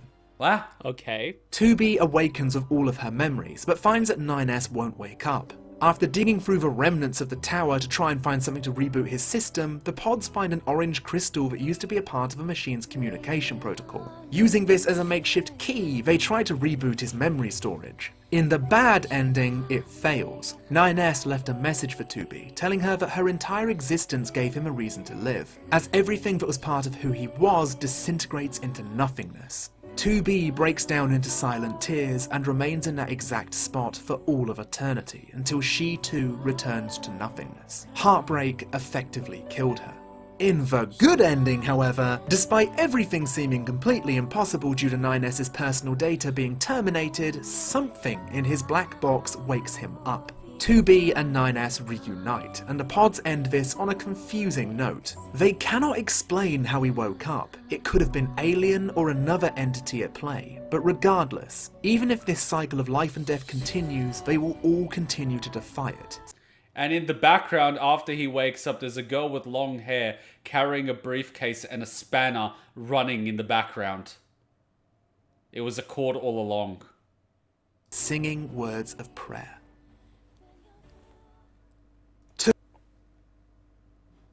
Yoko Taro is a sadistic fuck. He's like, yeah, you feel pain? I hurt you even more, motherfucker! I give it, and I take it away! He's a sadistic fuck. He is a sadistic fuck. To conclude this series, I'd love to go over what I personally thought Automata added to the universe of NieR and my general thoughts on the direction the series could potentially be going in. One thing that this game does perfectly is feel like something that is very distinctly written by Yoko Taro, but still feels entirely separate from all of his other games. You know what's funny? No one calls him Taro or Yoko Taro or like Kojima or Hideo. It's like Yoko Taro. Your name is the title. There is no Mr. There is no Summer. Your name is it. It is the title. It's like Orochimaru, right? Fucking on its own, it's terrifying. And it leaves shivers down your spine. That is Yoko Taro. It leaves pain. It leaves a gaping hole from where he planted a heart and a seed, let it grow, let it bloom, and then he plucked it out, roots and all. That is Yoko Taro. Something a sequel as disconnected as this one should do. The knowledge that humanity will inevitably go extinct fits the world like a glove. It wraps up the conclusion of a Gestalt storyline in a heartbreaking little bow. You know what? It wouldn't surprise me if Yoko Taro literally went to the filming section where you had 9S doing the lines and is like, more emotion. And then like there wasn't enough emotion. So he gives the voice actor a puppy and he raises the puppy throughout the filming of the series. And then at the end, Yoko Taro takes the puppy away during filming. And during the filming, he's literally crying because he knows he will never get the puppy back. That is Yoko Taro. Psychologically torturing his VAs to get raw emotion out of their performance. It's like the original Charlie and the Chocolate Factory. The kids that are watching the bug sequence are actually watching it for the first time and they're scared and they're screaming and the director's like, leave them. This is authentic. It's fucked. Yoko Taro is a sadistic fuck. To conclude this series, I'd love... Yoko Taro, he did tell his developers to make the perfect ass for 2B, and if they refused, they would all get fired. In Australia, Yoko Taro would get so fucked for unfair dismissal and sexism in the workplace. In Japan, he gets put in charge of his own studio. Japan is like a microcosm of the old ways. It's something unique to Japan because these values still exist. If the corporate structure of hierarchy and not asking questions, simply doing what your employer says, sexism and unfair dismissals did not exist, NieR Automata would not be possible. It is simply too raunchy, too sexist, too everything to be produced by a Western company. To go over what I personally thought Automata added to the universe of NieR and my general thoughts on the direction the series could potentially be going in. One thing that this game does perfectly is feel like something that is very distinctly written by Yoko Taro, but still feels entirely separate from all of his other games. Something a sequel as disconnected as this one should do. The knowledge that humanity will inevitably go extinct fits the world like a glove. It wraps up the conclusion of a Gestalt storyline in a heartbreaking little bow. But it also introduces us to a wonderful new cast who are equally as memorable as characters from previous titles. If this is the furthest we go in the timeline of this series, I wouldn't be disappointed, as beyond this, the questions I still have about this series would potentially be left unanswered, or went extinct and turned to dust thousands of years before the events of Automata ever began. My one question about how this modern-day city appeared within the timeline of the Drakengard games, I feel is somewhat answered in Automata with the Red Girls and the Ark, especially considering how the interior is a replicated white city. This is a complete theory, mind you, but perhaps, after launching themselves into space, they somehow wind up in this alternate timeline, crashing into the planet and spreading this copied city onto the world. It wouldn't be far-fetched to say they could have gone into a black hole because we don't know what's on the other side. Honestly, I kind of want Yoko Taro to tackle a new IP. I want to see what he can do with a much bigger budget. Send him Sony, give him a blank check. Let him work his magic. I would honestly say let him wrap up first what he's working on while he has the energy, because once he moves on to a new IP, he's not going to come back to this one. I agree with Clemps' theory. If not this arc or Rocket leads into Final Fantasy NieR raids. Well, that's the thing when you play in a universe where multiverse is a thing. It opens doors to virtually anything. And then you've got a Cord that's literally a Deus Ex Machina where she's monitoring the timelines and we don't know what the fuck she's doing. Like, he could at any point just open that door and make a story about it and, you know, we'd all bite into it. I don't even know if when he originally created her, he had a long-term plan for her. But the fact that she's able to go in and out and she's interacted with virtually every game in the timeline is a thing. A little far out, but I feel all of the matching elements are a little too close for comfort. I'd be happy if this was the conclusion of the series, but not the last title.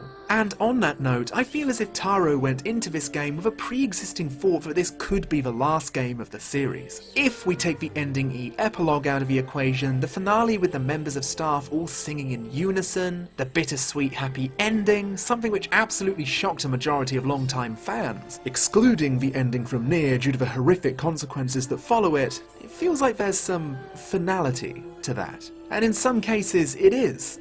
For Automata, specifically. Yoko Taro has been very public with the fact that he does not want to revisit the Automata storyline, and I cannot begin to agree with him more. You see a lot of people begging him for an Automata 2, and after experiencing Ending E, and even after reading the epilogue, I have to ask you why it would ever be necessary. There's still a ton of side content I've left out specifically so you can all have more Automata content to enjoy in your own time. Short stories which explain that A2 has in fact slaughtered 2B and 9S countless times before our encounter with her, or even the incredibly interesting theory that states that the Red Girls had been possessing Pod 153 throughout the entirety of the events which surround 9S, including side content that predates Automata. There's a lot of genuinely interesting stuff to dig into.